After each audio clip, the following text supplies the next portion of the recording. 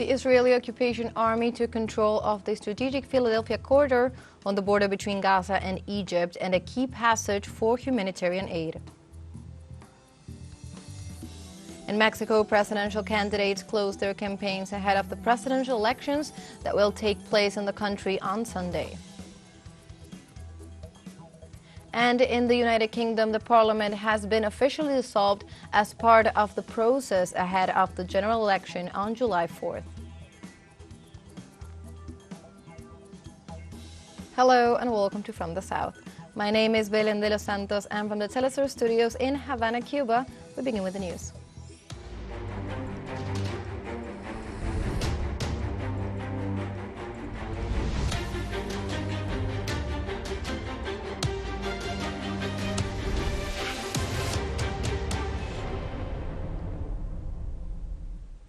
On Thursday, the Israeli occupation army took control of a strategic Philadelphia corridor, a key passage for humanitarian aid located in the border between Gaza and Egypt. With the support of the United States, the government of Israel is once again overstepping a red line in opposition to the majority of the international community. In turn, Tel Aviv's military operation justified the maneuver, claiming that it cuts off the flows of allegedly smuggling through the tunnels, a way, according to them, to weaken Hamas. However, human rights defenders pointed out that this is a dangerous advance into Egyptian territory and a maneuver that could put a stranglehold on any entry of humanitarian aid.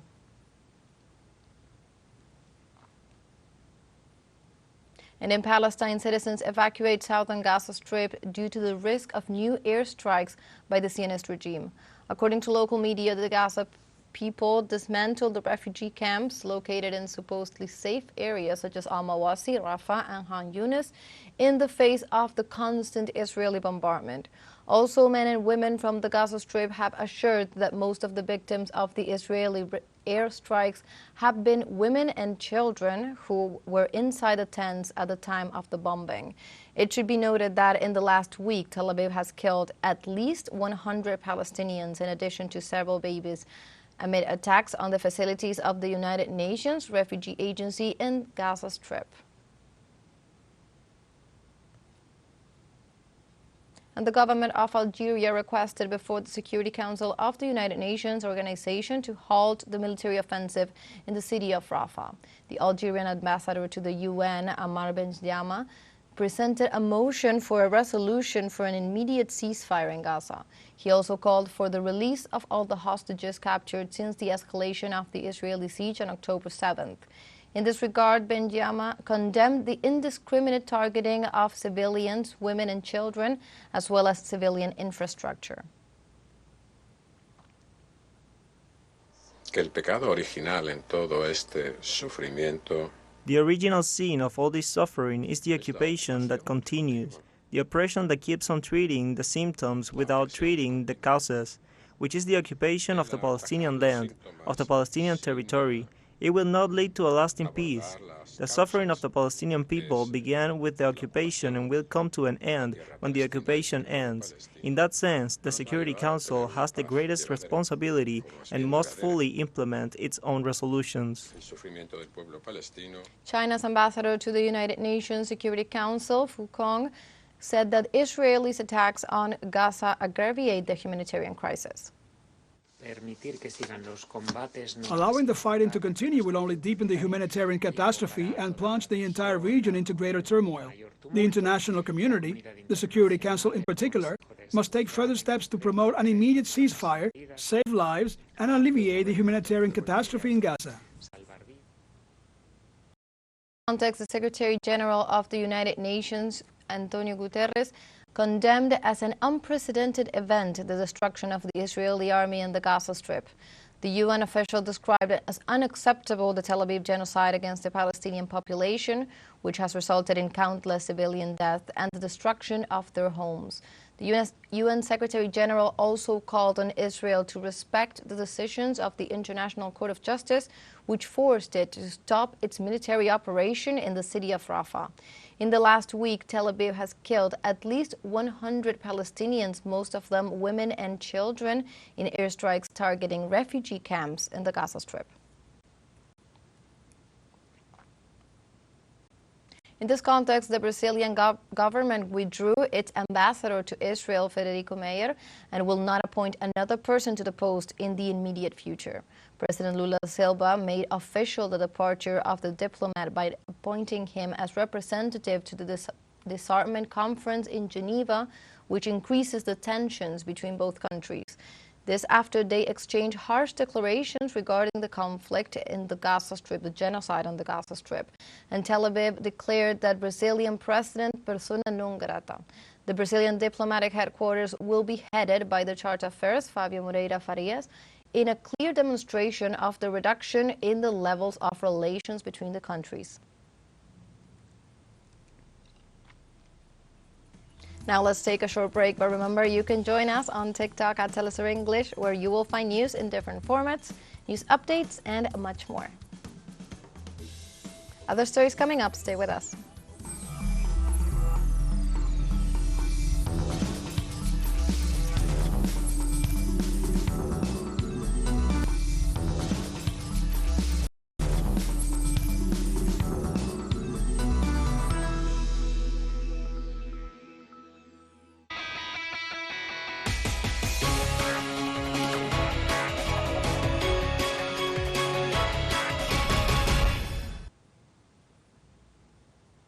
Welcome back to From the South. In Mexico, the presidential candidate of the coalition Let's Keep Making History, Claudia Sheinbaum, held her campaign closing ceremony in the Zócalo in Mexico City, where dozens of citizens participated in support of her candidacy. The event had the massive participation of thousands of citizens who expressed their support for Sheinbaum. During the event, the presidential candidate called on the Mexican people to participate massively in the upcoming presidential elections on Sunday, June 2nd. She also reaffirmed her commitment to the state to uphold her principles of humanism. In addition, Claudia Sheinbaum assured that in these presidential elections, there will be again a historic victory against neoliberalism.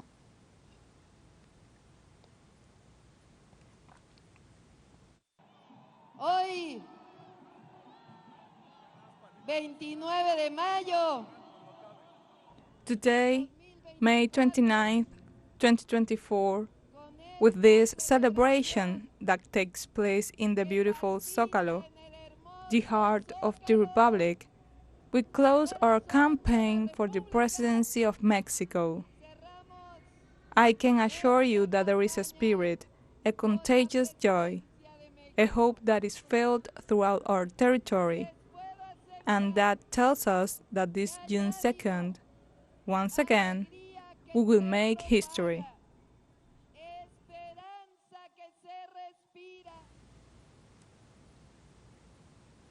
Also, the presidential candidate of the opposition coalition Strengthen Heart for Mexico, Xochitl Gálvez, held her campaign closing ceremony at the Arena Monterrey in the state of Nuevo León, where dozens of citizens participated in support of her candidacy.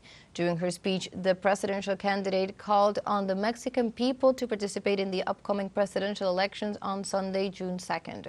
She also assured that her administration will recover the country's security and fight organized crime. Furthermore, she also promised to work for the prosperity of Mexicans.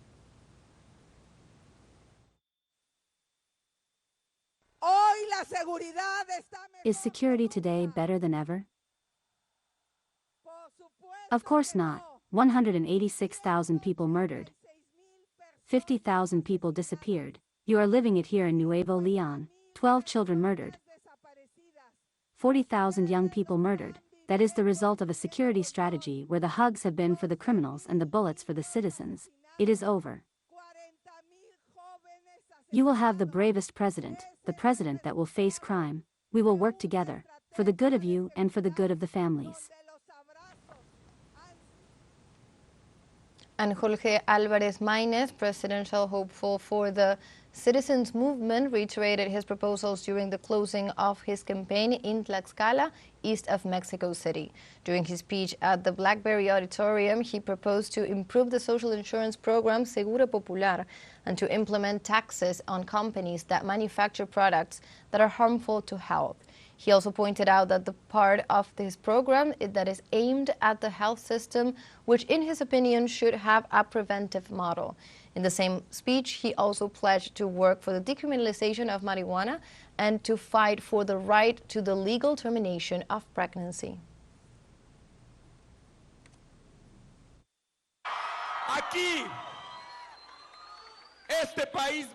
Here, this country is going to change. It is going to see the future. Never again will we have a young man in jail for smoking marijuana. Never again will we have a woman in jail for deciding about her body. Never again will we allow real estate developers, builders, government suppliers, media that pay for the campaigns and charge the Chinese and cancel the right of the people to housing and cancel the rights of the people to have a country with dignity. We will never again allow it.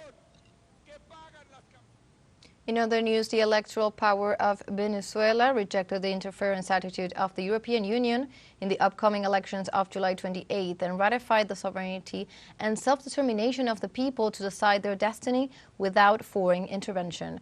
The president of the National Electoral Council, Elvis Amoroso, referred to a statement issued by the European Union in which he affirmed that considerations are of exclusive competence of the Venezuelans. Amoroso denounced this as a new act of interference, while reiterating that no foreign organization has the competence to decide on the electoral oversight program of Venezuela. In this sense, he assured that the decisions made within the National Electoral Council are made in the exercise of sovereignty.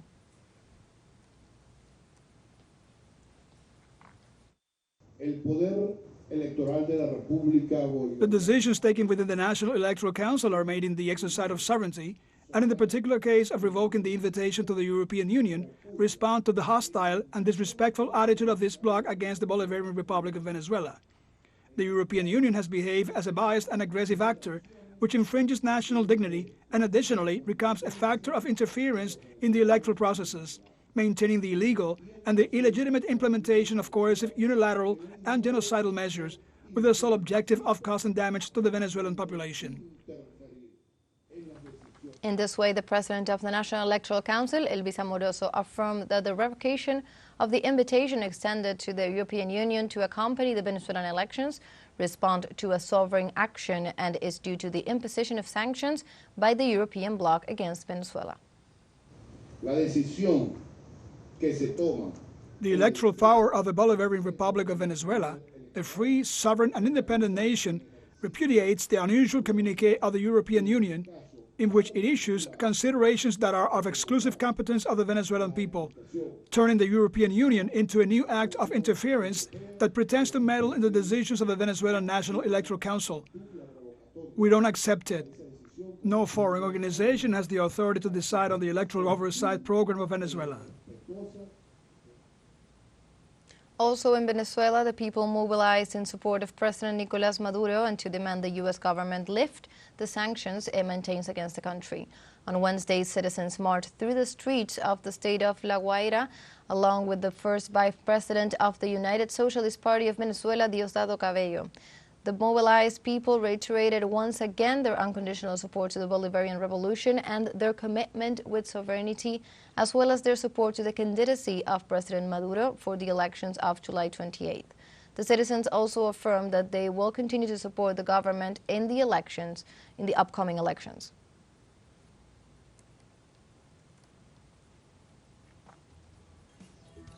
Now we have a final short break coming up, but before we invite you to join our WhatsApp community for our English-speaking audience. You can scan the QR code on screen to join directly and also share the link to reach more people. Constant news coverage of Latin America and the Caribbean, as well as the rest of the world. Stay connected and informed with teleSUR. Final short break, don't go away.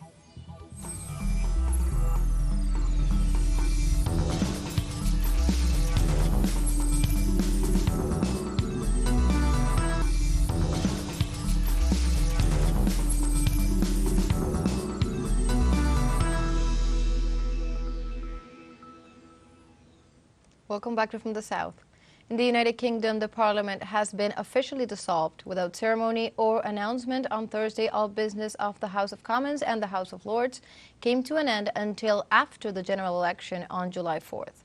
In the midst of one of the country's worst economic and social crises, all parliamentary activities have been ceased, with the Conservatives and Labour parties returning to the polls. The candidates, Keir Starmer for the Labour and the current Prime Minister Rishi Sunak for the Conservatives, will face off on July 2nd. Until then, the British are left without deputies. All government ministers continue in office until July 5th.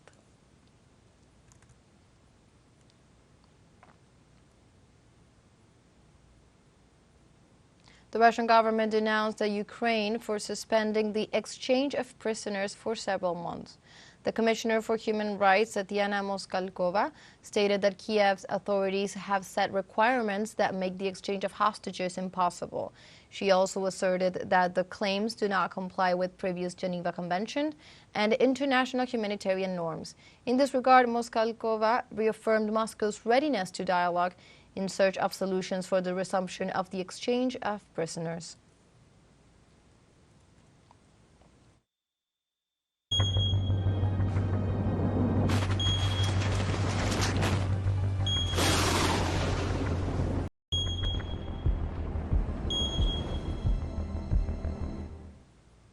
Now we move on to other topics. Brazilian President Luiz Inácio Lula da Silva announced an aid package to benefit families affected by the floods in the state of Rio Grande do Sul. Among the actions to support the population are new lines of financing for businesses, an expansion of rural credit, and a new line of credit to finance studies and projects in the state.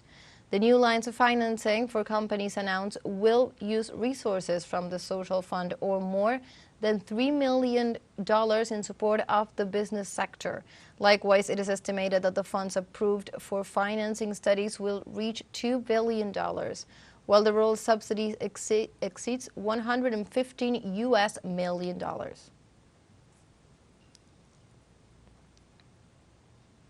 In this context, the National Bank for Economic and Social Development will operate 3 lines of credit, including the purchase of machinery, equipment, and services. The base cost will be 1% per year, payable in a term of up to 60 months, with a grace period of 12 months. The grace period for the civil construction companies will be 24 months, and they will be able to pay up to 120 months. Meanwhile, the emergency working capital with 4 percentage points of the base cost seeks to benefit small and medium companies.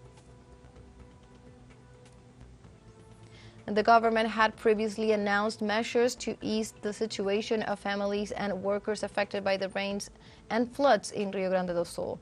In the sense of financial aid of $980 was approved for needy families, and more than 21,000 families in the state were included in the so-called Bolsa Familia program. It also established that the retirement for calamity and the guarantee fund to be based on the time of service, from which workers may withdraw up to $1,195 from their accounts. Likewise, the real estate quotas in the affected areas were suspended for a period of 6 months.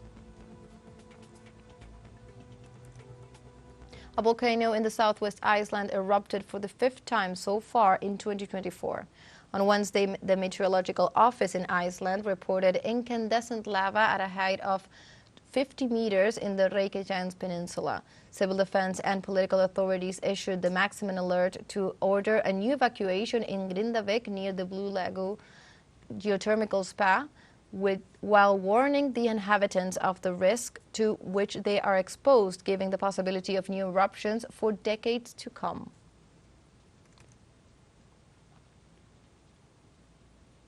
And the Bolivarian Alliance for the Peoples of Our America People's Trade Agreement, ALBA TCP, commemorated on May 29th the 80th anniversary of the birth of Grenadian political and revolutionary Maurice Bishop. The bloc pointed out that the Caribbean lawyer is remembered as an example of perseverance, struggle, solidarity, and brotherhood among peoples.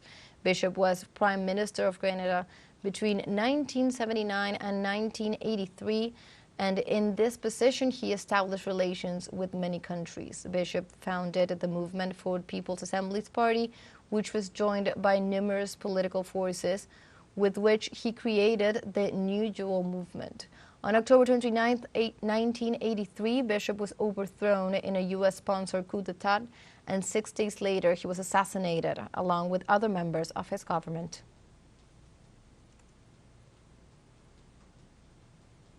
And the Hemingway Pfeiffer Museum and the University of Arkansas and the National Council of Cultural Heritage signed in Havana a memorandum of understanding to strengthen ties with the Ernest Hemingway Museum in Cuba. The signed agreement will solidify academic contributions between the foreign institution and the museum dedicated to preserving Hemingway's legacy in Cuba. The memorandum aims to encourage research, training, and cooperation in academic disciplines of mutual interest, as well as the exchange of professors and students in order to promote the Ernest Hemingway International Colloquium in Havana. For both institutions, this serves as an opportunity to contribute in the preservation of Hemingway's work and legacy.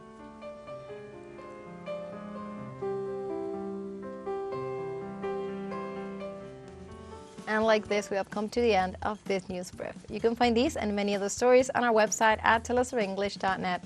And also join us on social media. We are on Facebook, X, Instagram, Telegram, and also on TikTok. For TeleSUR English, my name is Belén de los Santos. Thank you for watching.